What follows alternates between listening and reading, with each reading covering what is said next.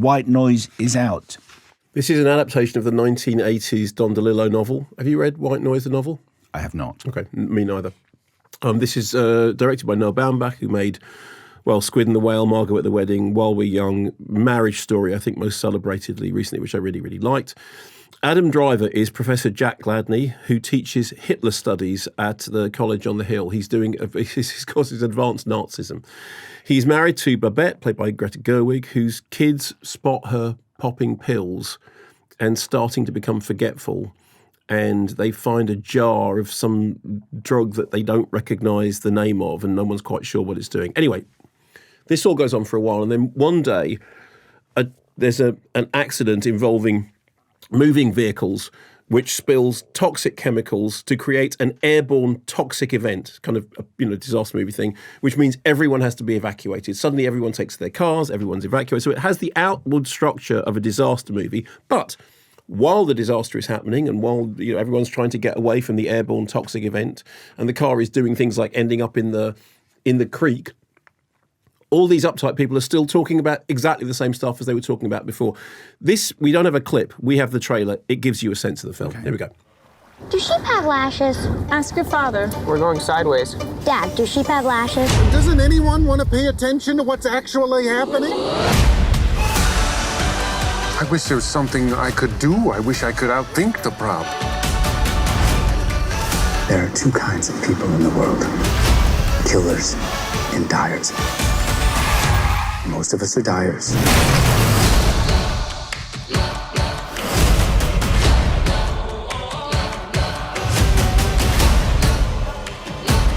Right now we're safe. As long as the children are here, they need us.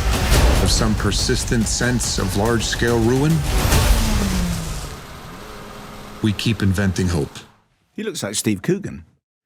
Yes, he looks like Alan Partridge. That's exactly who he looks like, and that is, in fact, in my notes. Oh, really? I'm for sorry. Exciting, interesting things to say about the movie. Oh, I do apologise. Now spoiled by the fact that Simon's already said it. So, do you remember a while ago, there was a kind of running meme on the internet about Wes Anderson's Spider-Man? Do you remember this? I don't. It was like people doing sketches, which is because there was a whole thing about Wes Anderson. And so it would be like Spider-Man going, I've been bitten by a spider. And then somebody else going, ouch. And then, turning and walking away. So this is like Noah Baumbach's Day After Tomorrow. And it is, what's the word? Insufferable, I think is the word. Don Cheadle is a professor who is trying to make Elvis his Hitler, and who opens the film with a lecture on the joy of car crashes in American movies. And he says, look past the violence. Here is a wonderful, brimming sense of innocence and fun.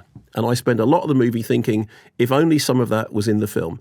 Everyone else is humorously obsessed with death. They're all anxious about death. And the whole plot is full of kind of ironic, sarcastic bon mots like, all plots move deathward.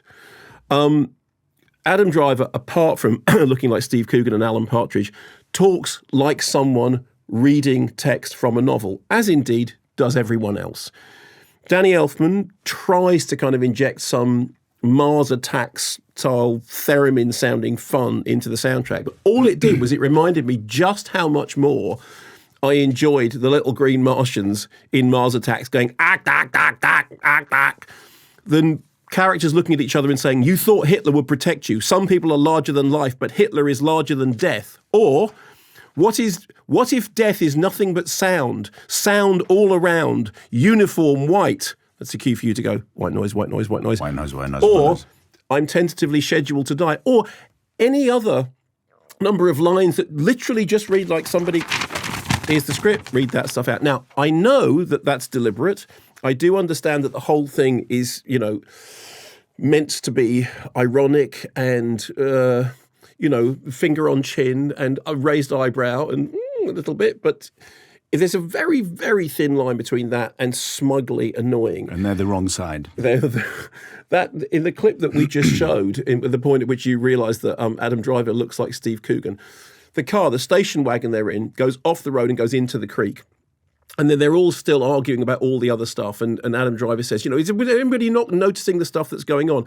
And what happened was, as the station wagon went into the creek, I was suddenly reminded of National Lampoon's Vacation, which is a film I didn't like when I saw it, but which I liked a lot more as I was watching White Noise.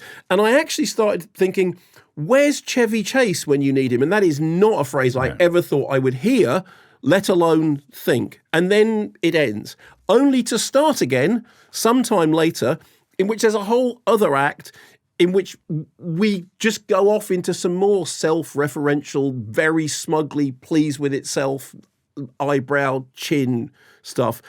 And, and then there are the moments when the film breaks into out-of-context dance, which is one of the key things about up itself American cinema is out-of-context dancing. I thought it was incredibly annoying, and I thought it went on and on and on and on and on and on and on. And I know some people think better of it. I didn't. Thanks very much for watching this video. I hope you enjoyed watching it as much as we enjoyed making it. While you're here, check out all the other videos because they're cool too, aren't they? Yeah, and if you want to keep up to date with everything Kermode and Mayo's take, then check out our social channels. I mean, why wouldn't you? I mean, I would. I have done. Excellent.